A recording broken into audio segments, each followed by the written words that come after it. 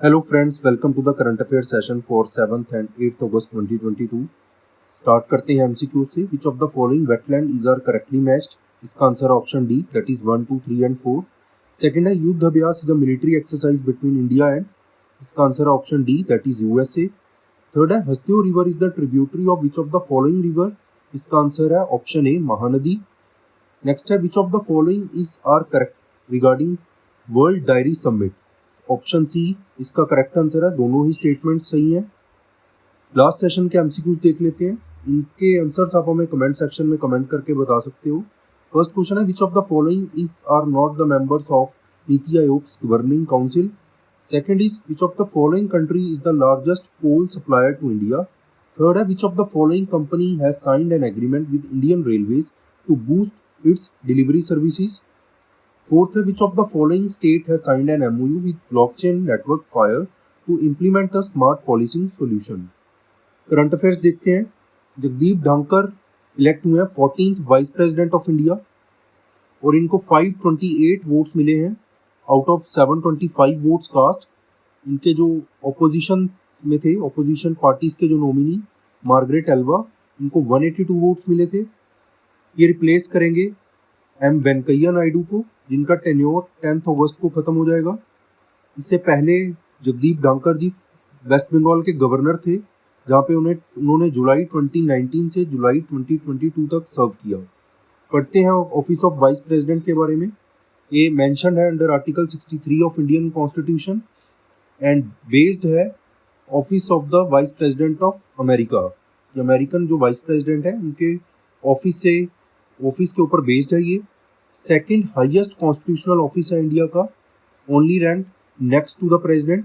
Then vice president जो है ये एक्स ऑफिशियो चेयरपर्सन होते हैं राज्यसभा के. ये मेंशन है अंडर आर्टिकल 64 में. इसका मतलब क्या है कि जो वाइस प्रेसिडेंट होगा इंडिया का वही राज्यसभा का चेयरमैन होगा. देन वाइस प्रेसिडेंट जो है ना ही ये मेंबर होते हैं लोकसभा के ना ही राज्यसभा के. इलेक्शन देख लेते हैं. वाइस प्रेसिडेंट जो है इनडायरेक्टली इलेक्ट किया जाता है इनको through proportional representation by means of single transferable vote और electoral college. it means कौन कौन लोग इनके इलेक्शन में पार्टिसिपेट करते हैं. elected members of both लोक सभा and Rajya Sabha and nominated members of both लोक सभा एंड राज्यसभा. एक इम्पॉर्टेंट फैक्ट है यहाँ पे, कृष्णकांत जो है ये ओनली वाइस प्रेसिडेंट थे जिनकी डेथ हुई थी इनके टेन्योर के दौरान. और टेन्योर भी आपने याद रखना, वाइस प्रेसिडेंट का कितना होता है, 5 इयर्स. नेक्स्ट देखते हैं नेशनल हैंडलूम डे. ये ऑब्जर्व किया गया है अगस्त 7 को और कोमेमोरेट किया जाता है इस दिन स्वदेशी मूवमेंट को जो लॉन्च हुई थी 1905 में. और इंडिया की जो हैंडलूम वीविंग कम्युनिटी है उसको ऑनर करने के लिए और उनका जो कंट्रीब्यूशन रहा है हैंडलूम सेक्टर में, इसलिए ये सेलिब्रेट किया जाता है. थीम क्या है नेशनल हैंडलूम डे की? Handloom and Indian legacy. और इसको डेजिग्नेट किया था इंडिया ने as a national handloom day in 2015. और इसी दिन फर्स्ट नेशनल हैंडलूम डे जो है इनॉग्रेट किया था प्राइम मिनिस्टर नरेंद्र मोदी जी ने. इंडिया हैंडलूम सेक्टर जो है ये रिप्रेजेंट करता है हमारा रिच एंड वेरिड जो है cultural heritage in rural and semi rural parts of India. एक इम्पॉर्टेंट सोर्स है ये लाइवलीहुड का. और ये सेक्टर जो है डायरेक्टली एड्रेस करता है women empowerment with over 70% of India's weaver and allied workers जो है वो फीमेल है. एक इम्पॉर्टेंट फैक्ट है, इसको आप मेंस एग्जाम में भी कोट कर सकते हो. कुछ फेमस हैंडलूम फैब्रिक्स दिए गए हैं, जैसे तमिलनाडु का फेमस है कांचीपुरम साड़ीज, असम की Muga silk, then Paithani weaves है महाराष्ट्र के, बनारसी ब्रोकेड्स हैं उत्तर प्रदेश के. स्वदेशी मूवमेंट के बारे में पढ़ लेते हैं. स्वदेशी मूवमेंट स्टार्ट हुई थी as an anti partition movement. इसको अपोज करने के लिए पार्टीशन ऑफ बंगाल को. पार्टीशन ऑफ बंगाल जो था ये उस टाइम पे वाइसरॉय थे हमारे lord Curzon. Lord Curzon Bengal province को डिवाइड करना चाहते थे 2 पार्ट्स में, जिसको लेकर यहाँ पे मास लेवल प्रोटेस्ट हुआ. और स्वदेशी का मतलब यहाँ पे क्या है कि जो इंडियन मेड चीज़ें हैं उसको प्रमोट करना, यूज़ करना, और फॉरेन मेड जो प्रोडक्ट्स हैं उनको बॉयकॉट करना. स्वदेशी मूवमेंट ऑल्सो नोन एज स्वदेशी एंड बॉयकॉट मूवमेंट्स. देन अगस्त 1905 में कैलकाटा टाउन हॉल में एक मैसिव मीटिंग हुई थी जहाँ पे फॉर्मली प्रोक्लेम्ड किया गया, स्वदेशी मूवमेंट को फॉर्मली लॉन्च किया गया. और मैसेज क्या था कि फॉरेन गुड्स को बॉयकॉट करो, जैसे कि Manchester cloth and Liverpool salt. आप यहाँ पिक्चर में भी देख सकते हो, जो फॉरेन क्लॉथ था उसको पब्लिकली बर्न भी किया जा रहा था। इसी टाइम पे रविंद्रनाथ टैगोर जी ने एक सॉन्ग यहाँ पे रिलीज किया था, अमर सुनार बंगला, जो कि आज के टाइम पे बांग्लादेश का नेशनल एंथम है। देन ये मूवमेंट जो थी ज़्यादातर तो बंगाल तक कन्फाइंड थी, बट कुछ और पार्ट्स में भी थी इंडिया में, जैसे कि पुणे एंड बॉम्बे में लीड कर रहे थे बाल गंगाधर तिलक, पंजाब में लीड कर रहे थे लाला लाजपत राय एंड अजीत सिंह, दिल्ली में थे सैयद हैदर राजा के अंडर, मद्रास में अंडर चिदम्बरम पिल्लाई। तो ये आपने याद रखना है।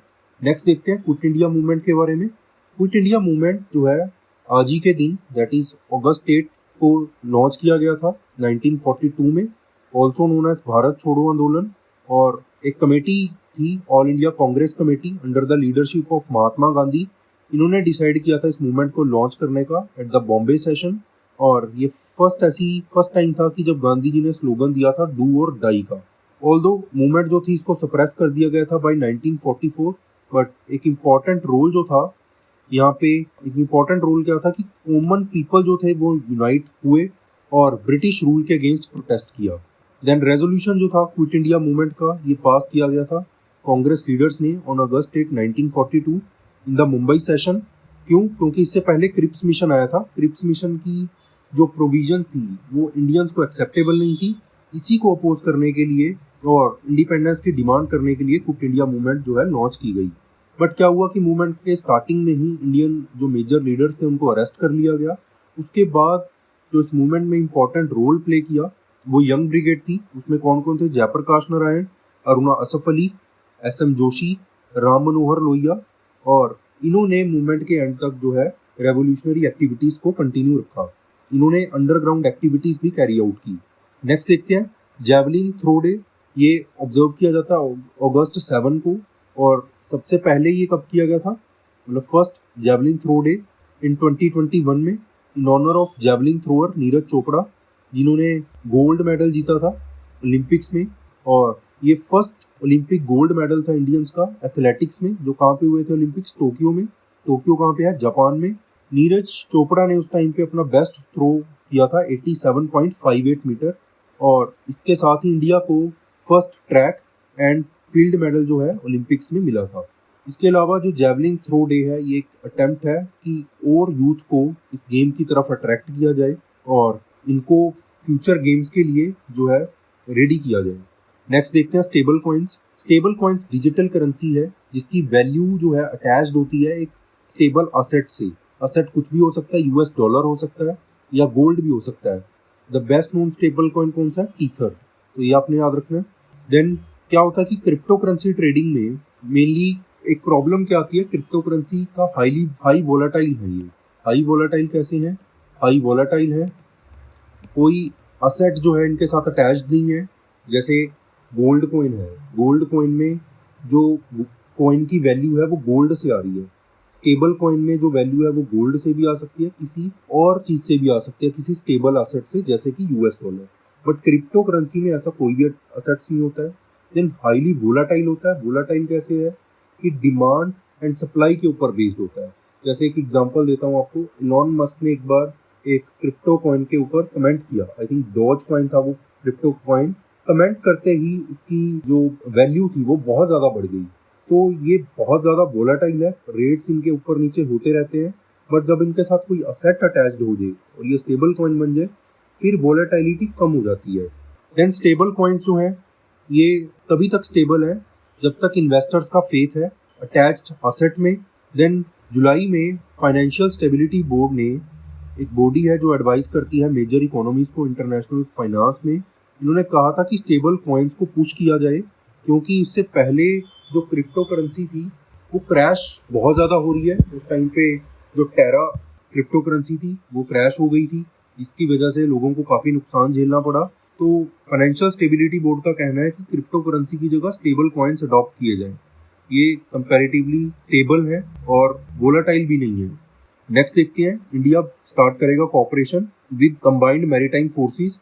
पढ़ लेते हैं कंबाइंड मैरीटाइम फोर्सेस के बारे में। एक मल्टीनेशनल मैरीटाइम पार्टनरशिप है ये, जिसका मेन एम क्या है कि अपहोल्ड करना rule based international order by countering illicit non-state actors on high seas and promoting security, stability and prosperity across international waters।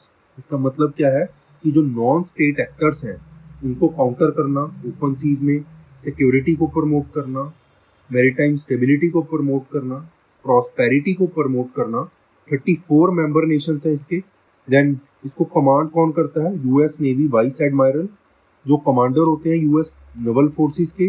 Then deputy commandant कौन होगा? United kingdom royal navy commodore. इसके अलावा जो और है सीनियर स्टाफ रोल्स में, वो अलग अलग कंट्री के मेंबर्स होते हैं, मतलब अलग अलग कंट्री के पर्सनल्स को यहाँ पे हायर किया जाता है। देन 4 कंबाइंड टास्क फोर्सेस हैं इनकी। मैरीटाइम सिक्योरिटी ऑपरेशंस जो वर्क करती है outside Arabian Gulf. Then counter piracy है task force. Then maritime security operations inside the Arabian Gulf. Then Red Sea maritime security. Next देखते हैं, सीआईआर को first women chief मिली है। CSIR stands for council of scientific and industrial research, और first time हुआ ये 18 years of history में CSIR की एक वीमेन को डायरेक्टर जनरल अपॉइंट किया गया है। कौन है वो वीमेन? एन कालेसेल्वी। और इससे पहले ये CSIR central electrochemical research institute जो बेस्ड है कराईकुड़ी तमिलनाडु में, उसके डायरेक्टर जनरल रही है। देन इनको 2 ईयर्स के लिए अपॉइंट किया गया है। CSIR के बारे में पढ़ लेते हैं। ये largest research and development organisation है इंडिया में। पैन इंडिया प्रेजेंस है। इस्टेब्लिश किया गया था इसको सितंबर 1942 में। हेडक्वार्टर है न्यू दिल्ली में। इसको फंडिंग प्रोवाइड करती है ministry of science and technology, और ये एक ऑटोनोमस बॉडी की तरह ऑपरेट करती है through societies registration act of 1860, और wide spectrum of streams cover करती है, जैसे कि radio and space physics, oceanography, geophysics, chemicals, drugs, genomics, biotechnology, nano technology etcetera. Structure क्या है इसका? प्रेसिडेंट कौन होता है? Prime minister of India ex officio member होते हैं। वाइस प्रेसिडेंट कौन होगा? Union minister of science and technology, ये भी एक्स ऑफिशियो होंगे। गवर्निंग बॉडी में डायरेक्टर जनरल जो है वो हेड होते हैं गवर्निंग बॉडी के, तो ये आपने याद रखना है। नेक्स्ट देखते हैं स्काईलाइट। इंडियन आर्मी ने एक पैन इंडिया एक्सरसाइज कंडक्ट की है जिसका नाम है स्काईलाइट। इसका एम क्या है कि ऑपरेशनल रेडीनेस को टेस्ट करना इंडिया की हाईटेक सैटेलाइट कम्युनिकेशन सिस्टम्स को, ताकि इन केस कोई एडवर्जरी अटैक करती है तो उसको इजीली काउंटर किया जा सके। कंडक्ट किया है इंडियन आर्मी ने अपनी स्पेस डोमेन कैपेबिलिटीज को बूस्ट करने के लिए।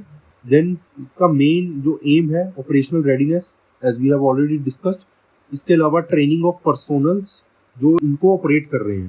पैन इंडिया एक्सरसाइज है covering the islands of Andaman and Lakshadweep to the high reaches of northern borders.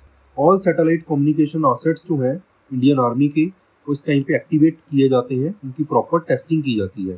So I hope ये लेक्चर आपको समझ आया होगा। आपको इस लेक्चर की PDF हमारे टेलीग्राम चैनल पे मिल जाएगी, जिसका लिंक आपको इस वीडियो के डिस्क्रिप्शन में मिल जाएगा। Thank you so much.